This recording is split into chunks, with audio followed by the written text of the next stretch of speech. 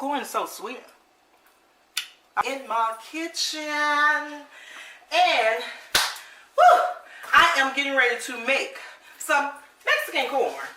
A quick dish. I have a can of corn, some butter, some taco seasoning. I have some onions, and I have some red bell pepper. We're gonna add some butter.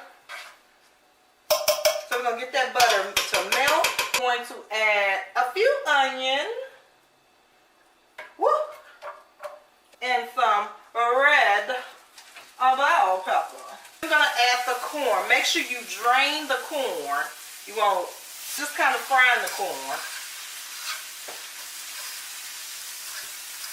Add just a little taco seasoning. Just a little. You're gonna let this cook down.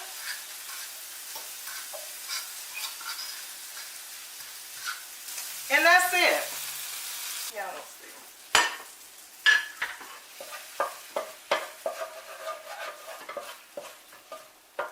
I'm gonna sprinkle just a tad bit of